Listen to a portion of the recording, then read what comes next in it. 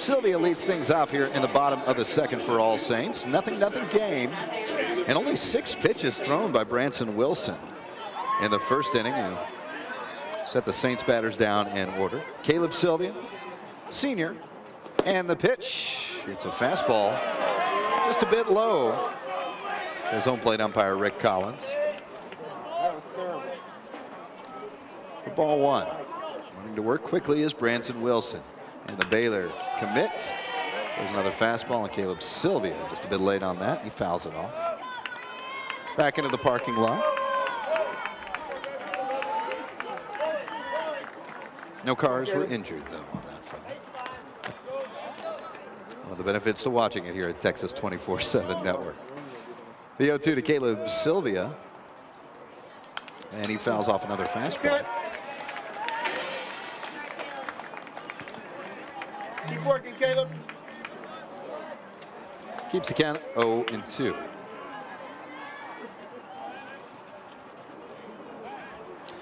Sylvia, 438 hitter, joined the team about midway through the season.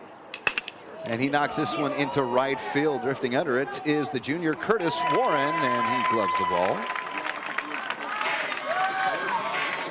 And that'll do it for Caleb. Playing his 4th ever game tonight in left field.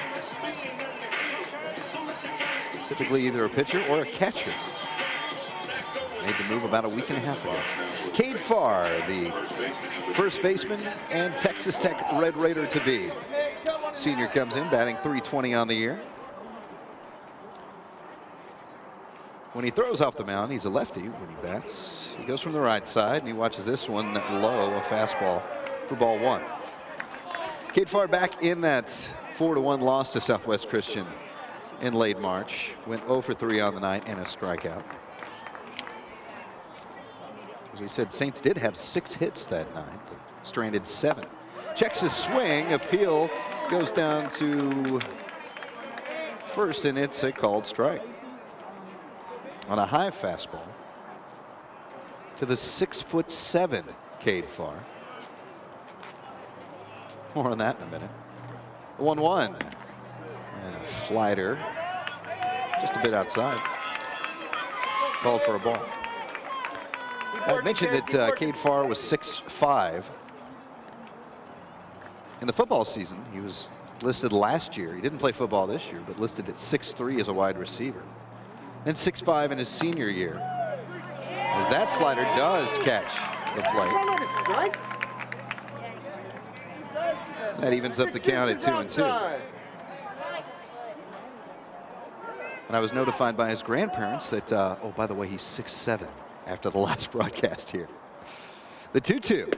Swing and a miss, and Cade Farr goes down on a swinging strikeout for the second out. So with 2 away, nobody on, and still scoreless in the bottom of the second, A.J. Mendolia, the sophomore second baseman, steps in from the right side, .283 hitter on the year as a whole, but hitting .500 within district play or conference play, depending however you like to talk about that in taps. The opening pitch, he takes a whack at. Away, middle away. Misses the fastball that was low and away for strike 1. .377 on-base percentage.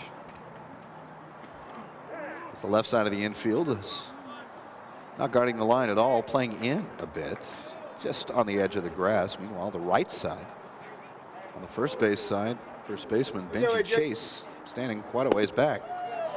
That is a curveball, likewise called a strike.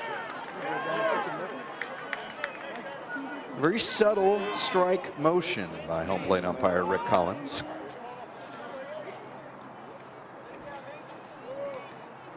So the 0-2 to A.J. Mendolia. He whacks this into deep left field. It's drifting. It is off the wall. Bounces back to left fielder Hunter Jenkins, and making his way to second base, standing with a double. The throw, though, comes in. Was not picked up by the cutoff man. That allows A.J. Mendolia to make his way to third. So a double that turned to a triple off the error And I guess when the cutoff man isn't the guy that cuts it off, you score him with the error, allows him to go to third. And the first hit of the night is a nice one for All Saints. They do it with 2 outs here in the bottom of the second. A.J. Mendolia at third, Jack Hardgrove, the hard-swinging sophomore right fielder. He steps to the plate and receives the first pitch. Check swing, high and outside. That boy, Jack. Call for ball 1. Base hit right here, twos. Let's go. So Branson Wilson faces his first base runner. And he steps off the rubber for just a moment.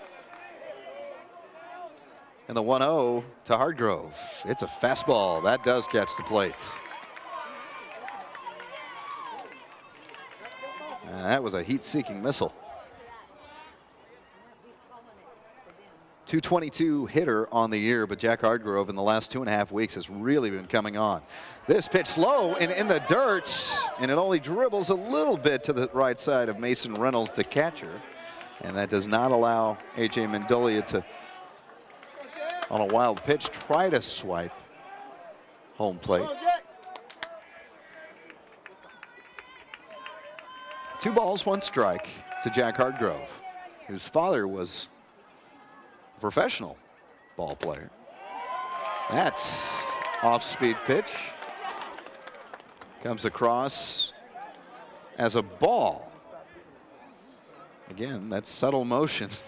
Sometimes no motion at all by the home plate umpire. The 3-1 to Hardgrove. Inside off the fists, and it's a 3-hopper that rolls to the shortstop, Caramelli. He throws off the bag and did not get the tag. Benji Chase had leapt to get that ball. Meanwhile, A.J. Mendolia comes home, and Jack Hardgrove is aboard with an RBI single, and the first run has been registered in the bottom of the second. A 1-0 All Saints lead.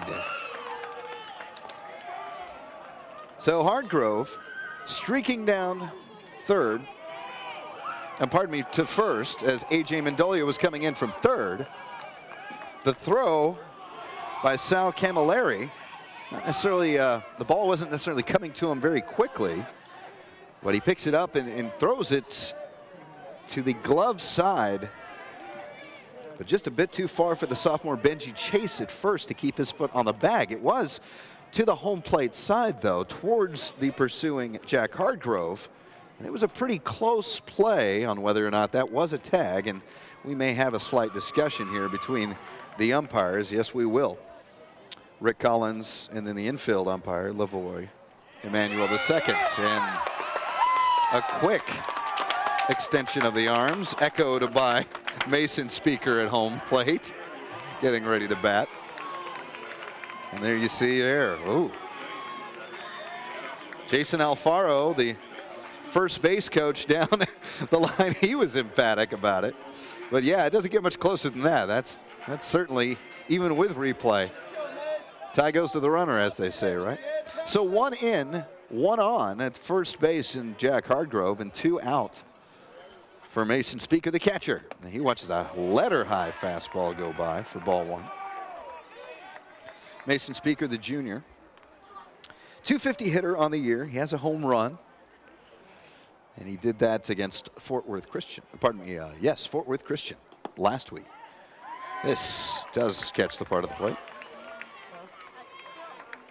That makes it strike 1 in this count. 1 ball, 1 strike to Mason Speaker.